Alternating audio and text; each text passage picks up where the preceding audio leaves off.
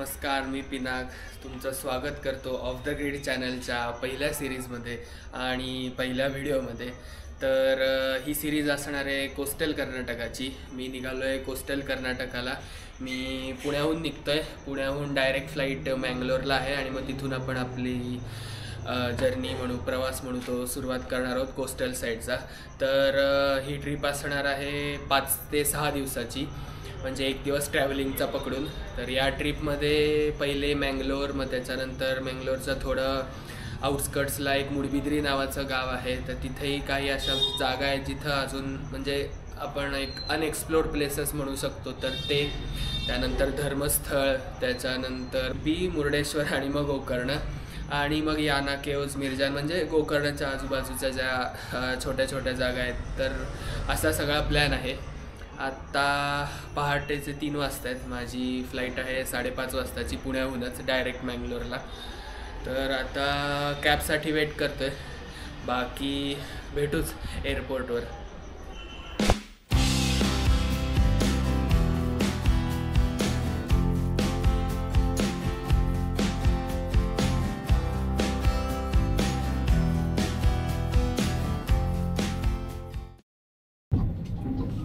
आत्ता वाजलेत 6:45, 7:30ची फ्लाईट आहे. फायनली बस निघालो आहे. 55 मिनटात वगैरे पोचू. 1 तासाभरात मँगलोर येईल.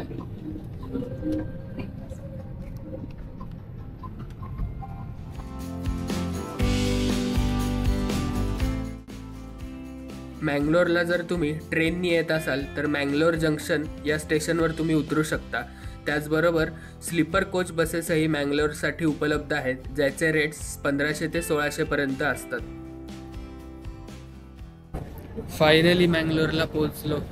आल्या आल्या फोटोग्राफी चालू झालेली आहे.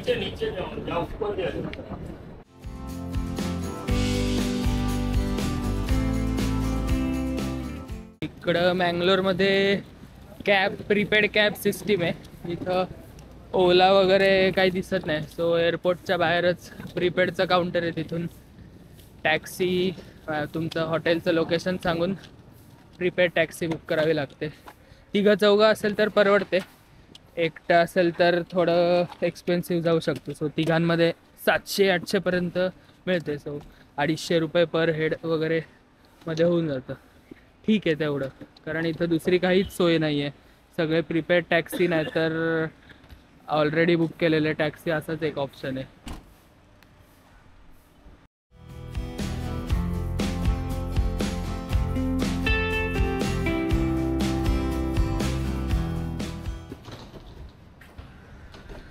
आम्ही मोहम्मद अली रोड बॉम्बे रेसिडेन्सीमध्ये बुक केलं आहे. एअरपोर्टपासून 10-13 किलोमीटरला आहे. आता आजच्या दिवसातल्या पहिल्या स्टॉपला धर्मस्थळला जायला निघालोय. इथून 70 किलोमीटर आहे. आता पहिले बाईक रेंट करायचे. पुणे लोणावळा साधारण जेवढा डिस्टन्स आहे तेवढंच धर्मस्थळ आहे. बेकार ऊन आहे आज आणि एकदम कोस्टल साईड असल्यामुळे ह्युमिडिटी पण जास्ती आहे. तर पहिले तर आता बाईक रेंटसाठी शोधायचं आहे. नेटवर बघून ठेवलं होतं. इकडून 1.5 किलोमीटरवर रॉयल ब्रदर्स म्हणून आहे बाईक रेंटसाठी. सो तिकडे जाण्यासाठी पहिले रिक्षा करावी लागेल. हॉटेलच्या बाहेरच रिक्षा स्टँड होता. इकडून 1.5 किलोमीटरवरच आहे बाईक रेंटवाला. 50 रुपये म्हटलं. तिघात 50 रुपये आहे. त्यातच काम झालं कडकमध्ये.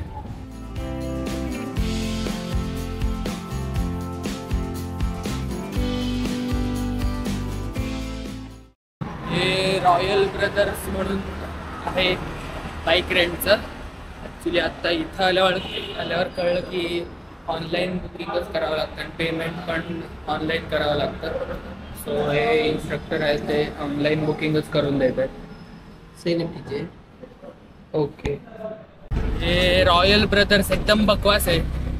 तर त्याला रेट वगैरे विचारले. पहिले 400 रुपये म्हटला. वाटलं की ओके, कडक भारी, 200 मध्ये काम होईल. नंतर म्हणतो की 400 रुपये फक्त 10 तासासाठी आणि किलोमीटर लिमिट 50. म्हणजे जाऊन येऊन फक्त जायचे 25, यायचे 25, 50 किलोमीटरमध्ये काय फिरून होणार आहे. आणि नंतर म्हणतो पर किलोमीटर काहीतरी तासाचे चार्जेस 100 रुपये आणि पर किलोमीटर 4 रुपये 4 रुपये लागणार आणि पेट्रोल पण आपणच भरायचं. एकदम बकवास आहे. रेकमेंड नाही करणार, जाऊ पण नका, विचारायला पण जाऊ नका. त्याच्यापेक्षा आता एक दुसरं आहे प्लॅनेट सफारी म्हणून सापडले. तिकडे 600 रुपये आहे, 180 किलोमीटर लिमिट आहे आणि पेट्रोल ऑब्व्हियसली आपलंच आहे, पण 180 किलोमीटर आहे म्हणजे परवडतं. 180 किलोमीटरला 600 रुपये एका बाईकचे. इथे तारा हॉस्पिटलच्या समोर प्लॅनेट सफारी म्हणून आहे. एक नंबर सर्व्हिस आहे. त्यांनी पहिले सांगितलं 600 रुपये पर बाईक आणि संध्याकाळी 7ला बंद होतं त्यांचं, तर 7, 7:30, 7पर्यंत आणून द्या आणि हेल्मेटचे 50 रुपये एक्स्ट्रा, 2 गाडीबरोबर 2 हेल्मेट फ्री. पण तिसरा असल्यामुळे तिसऱ्याला 50 रुपये आणि पेट्रोल आपलं आपण भरायचं. पण नंतर थोडं रिक्वेस्ट आणि बार्गेन केल्यावर तो म्हटलं ठीक आहे 24 तास घेऊन टाका गाडी, म्हणजे सकाळी आणून दिली तरी चालेल आणि रेट पण तेवढाच ठेवला. सो 600 रुपयात एका गाडीचं काम झालं. दिवसभर आता कोणाची कटकट नाही, टाईमचं लिमिट नाही. एक नंबर सर्व्हिस होती. प्लॅनेट बाईक रेंट म्हणून आहे, प्लॅनेट सफारी.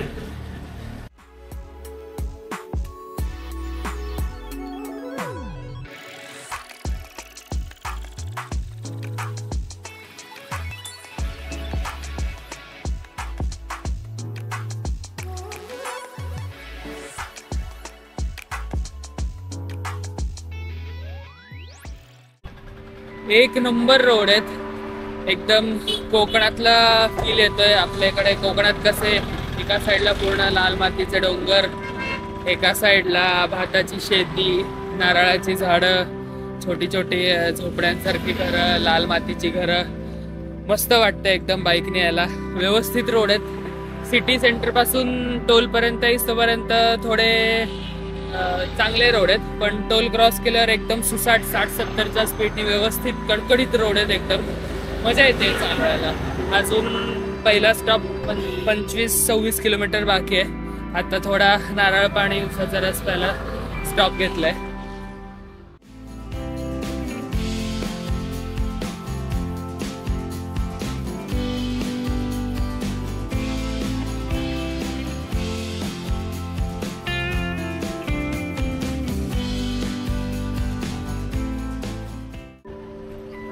आता 1:30 वाजतायत. जवळपास 1.25 ते 1.5 तास लागला city centre, Mangalore city centre पासून धर्मस्थळाच्या मेन टेम्पल पर्यंत पोहोचायला. हा इथून समोरून डायरेक्ट रोड येतो. हे या साईडला इकडे पार्किंग आहे. धर्मस्थळ या शब्दाचा अर्थ ज्या ठिकाणी सत्य आणि धार्मिकता राहते, म्हणूनच हे स्थान धर्म किंवा सत्य आणि न्यायाचे निवासस्थान दर्शवते.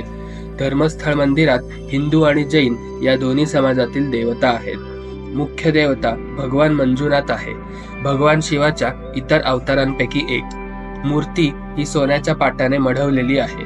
हे मंदिर असामान्य आहे कारण ते जैन प्रशासनाद्वारे चालवले जाणारे एक हिंदू मंदिर आहे. आपल्या महाराष्ट्रात असतं तसं मुखदर्शन वगैरे काय पद्धत इथं दिसत नाही. बरेच ठिकाणी विचारलं, नाहीच म्हणतात.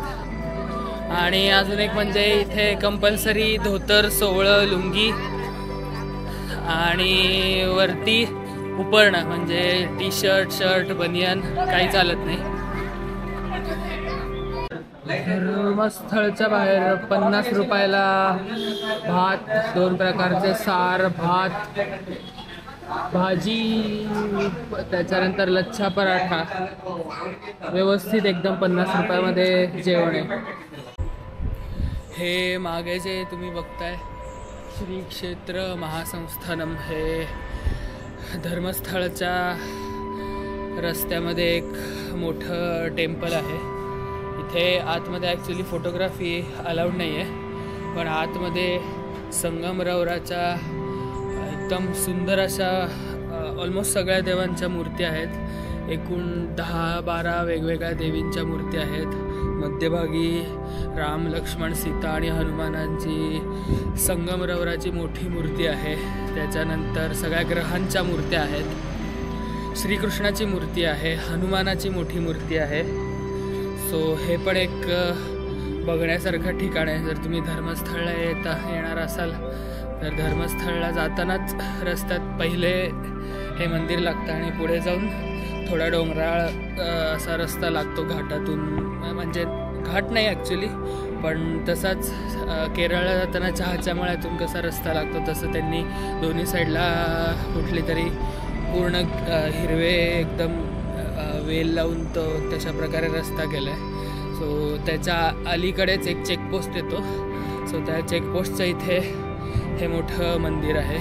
खूप सुंदर आहे, एकदा बघायला काहीच हरकत नाही. एंट्रन्सला इथे यांनी थोडासा खोलगट भाग करून त्याच्यात पाणी ठेवून काय म्हणतो ऑटोमॅटिक म्हणजे जाता आताच पाय धुतले जातील असं केलं आहे. म्हणजे वेगळा नळ करायची किंवा अशी काही गरज नाही.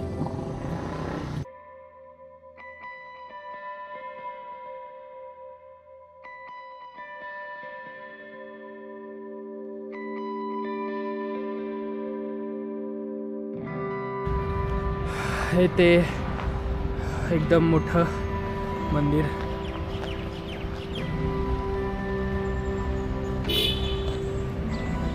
पुढचा स्पॉट म्हणजे सोन्स फार्म म्हणून आहे. एक 30 किलोमीटरवर आहे. थोडं आउटस्कर्ट्सला आहे मँगलोरच्या. मुडबिद्री जे काय आहे ते गावाचं नाव आहे मुडबिद्री. तिथे हा स्पॉट आहे.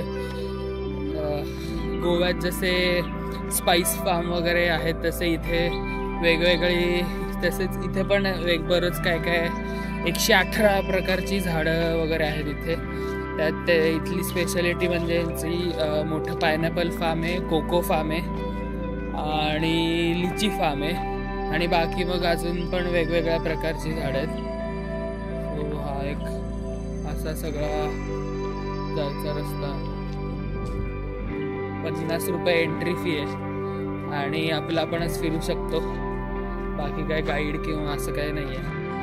नॉर्मल एक 1 टाईम वॉचसाठी थोडं आउटस्कट्सला येऊन असं निसर्गात वगैरे आल्यासारखं किंवा नेचरमध्ये असं आल्यासारखं वाटतं. सो चांगलं आहे, एकदा 1 टाईम विजिटसाठी चांगलं आहे. मँगलोर सिटीच्या थोडं बाहेर आलं की एक वेगळी आणि ऑक्सिजननी पुरेपूर भरलेली अशी जागा म्हणजे सोन्स फार्म. याला आपण एक प्रकारचं बोटॅनिकल गार्डनही म्हणू शकतो. सोन्स कुटुंबियांनी याची सुरुवात केली होती आणि आज ती एक टुरिस्ट प्लेस झालेली आहे. या फार्ममध्ये झाडांची प्रचंड विविधता बघायला मिळते. इथे एकूण 120 प्रकारची वेगवेगळ्या वनस्पती आहेत. मग त्यामध्ये औषधी झाडं आली, फुलझाडं आली, फळझाडं आणि त्यांचं फेमस म्हणजे कोको, व्हॅनिला, कॉफी, चहा या प्रकारच्या इम्पोर्टेड वनस्पतीही पाहायला मिळतात. यांची स्पेशालिटी म्हणजे अननस आणि त्यांचं स्पाइस फार्म. या बागेत किंवा फार्ममध्ये फिरायची एंट्री ही फक्त 50 रुपये आहे. यांची स्पेशालिटी म्हणजे ताज्या पायनॅपलचा ज्यूस.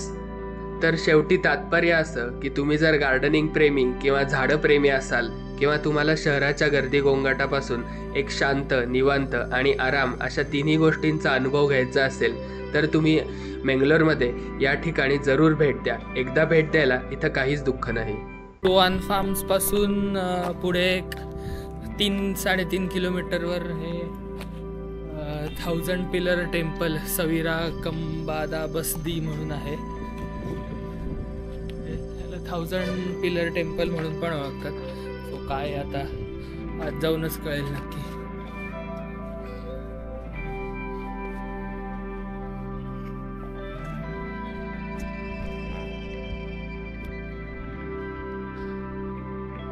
बघ रे, झोपायचं आहे का? भारी वाटते. सहस्त्रतंब बसाडी किंवा सवीरा कंबाडा बसाडी किंवा त्रिभुवन तिलक कुडामणी हे एक प्राचीन जैन मंदिर आहे. दक्षिण कर्नाटक जिल्ह्यातील मुडबिद्री गावाजवळ हे मंदिर स्थित आहे. शिल्पकला आणि जैन स्थापत्यकला याचा उत्तम नमुना म्हणून हे मंदिर वैशिष्ट्यपूर्ण मानले जाते. याला त्रिभुवन तिलक चुडामणी असे देखीलही म्हणतात किंवा 1000 पिलर टेम्पल. हजार स्तंभाचे हे मंदिर 15व्या शतकात स्थानिक शासक देवराया वडियार यांनी बांधले होते. 1962 मध्ये या मंदिराचा संपूर्ण जीर्णोद्धार करण्यात आला. हजारो खांबांपैकी प्रत्येक खांब उत्कृष्ट दगडी कोरीव कामाने नटलेला आहे. स्तंभांमधील मनोरंजक तथ्य किंवा आपण एक मिस्ट्री म्हणू शकतो ती म्हणजे अशी की इथे असे मानले आहे की कोणतेही 2 खांब हे एकसारखे नाहीत. सर्वच 1000 स्तंभ हे वेगवेगळ्या नक्षीकामाने नटलेले आहेत.